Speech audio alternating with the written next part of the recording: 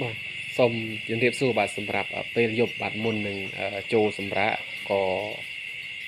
មកមើលជាមួយគូរបស់យើងនៅក្នុងក្រោលបាទដែលយើងបានដាក់ក្នុងក្រោលរបស់យើងនៅក្បែរផ្ទះនេះផងដែរហើយក្នុងនោះយើងមានមេគោក៏ដូចជាកូនគោដែលខ្ញុំបានបង្ហាញនេះរួមជាមួយនឹងបាឥឡូវដេកហើយបាទយើងដាក់ក្រោលជាមួយគ្នាតែយើងខាំងដាច់ដោយឡែកដោយសារយើងធ្វើនេះដើម្បីសំចៃព្រោះយើងមិនមានលទ្ធភាពក្នុងការបំបែកដាក់ដាច់ដោយឡែកកុំឲ្យឃើញគ្នាទេតែយើងគាត់ថាយើងអាចខាំងបានមួយចំហៀងហើយដាក់មេកូនមួយចំហៀងរួមគ្នាដើម្បីជាភាពងាយស្រួលកាត់បន្ថយការចំណាយបាទអញ្ចឹងជាមួយកូនគោដែលខ្ញុំបានបង្ហាញនេះគឺអាយុកាលរបស់វានេះក្បែរនឹងមួយខួបហើយបាទសម្រាប់កូនគោដែលយើងបានបង្កាត់ជាមួយបា5ម៉ាន់នេះគឺអាយុកាលបានវាចូល10ខែ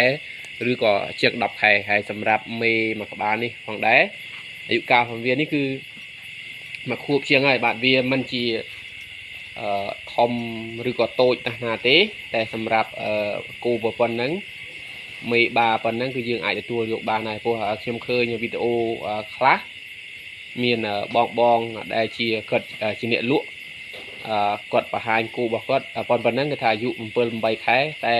សម្រាប់បងប្អូនដែលមិនធ្លាប់ចិញ្ចឹមក៏អាចថាជឿតាមគាត់តែបើសិនជាអ្នកដែលធ្លាប់ចិញ្ចឹមអាចថាមានអ្នកខ្លះក៏មិនជឿដែរដោយសារយើងមើលឃើញថាការចិញ្ចឹម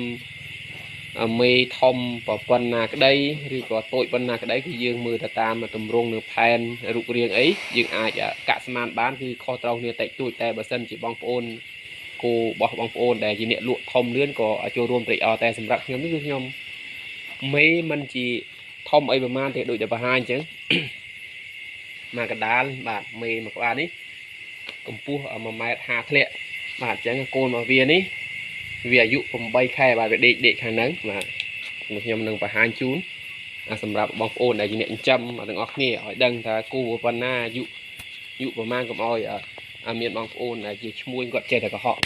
អញ្ចឹងមេមួយក្បាលនេះបាទអាយុរបស់វានេះវាចូល7ខែជា8ខែបាទដូចតែឃើញអញ្ចឹងបើសិនជាខ្ញុំប្រាប់ថាវាតែ5ខែឬក៏4ខែក៏អាចមានអ្នកជឿដែរតែសម្រាប់ការដែលយើងនិយាយនេះគឺចូលរួមទៅដល់បងប្អូនអ្នកដែលគាត់អត់សូវដឹងពីគោធម្មតាទេបើសិនជាមេវាធំមេវានៅក្មេងអាចគោនោះអាចធំលឿនជាងនឹងតែបើសិនជាមេរៀងចាស់បន្តិចហើយកម្ពស់កម្ពស់នឹងរូបរាងប៉ុណ្ណឹងគឺអាយុកាលវាប៉ុណ្ណឹងមិនមានគោណា4ខែប៉ុណ្ណឹងទេហើយដូចឈ្មោលនេះចឹងដែរបាទក្រោមពី8ខែអាចថាប៉ុណ្ណឹងឬក៏អាចធំជាងនឹងទៅតាមការស៊ីចុកនិងការមើលថែអញ្ចឹងបងប្អូនជាអ្នកចិញ្ចឹមរបស់គ្នាបាទដែលចង់ចិញ្ចឹមកុំសូវជឿតាមឈ្មួញកដាលខ្លាំងពេកដោយសារគាត់អាចនឹងកុហកបងប្អូនតែសម្រាប់ខ្ញុំគឺខ្ញុំបង្ហាញជូនថាអញ្ចឹងបាទអាចថាកូនកាត់5ម៉ាន់អាយុកាល7 8ខែឬក៏អាចទៅ10ខែវាអាចប៉ុណ្្នឹងមែនតែបើថា4ខែឬក៏5ខែគឺมันអាចទៅរួចទេដោយសារបទពិសោធន៍នៃការចិញ្ចឹមរបស់យើងក៏ច្រើនសម្រាប់ការបង្កើតគោដែលយើងបានចិញ្ចឹមក៏ច្រើនដែរបាទហើយមេតម្រង់ប៉ុណ្ណាកូនអាយុកាលប៉ុណ្ណាវា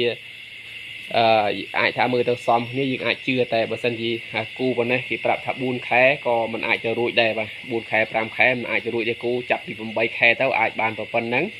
សម្រាប់មេខ្នាតធំគឺយើងអាចថាវាអាចលើសនឹងតែបើសិនថាមេមុំទេបាទមិនជាលើគ្នាអីណាទេបាទអញ្ចឹងចែករំលែកខ្លីៗទេទៅដល់បងប្អូនអ្នកដែលចង់ចិញ្ចឹមហើយឈ្មោះកណ្ដាលក៏ប្រាប់ថាគោអាយុតិចខែបាទ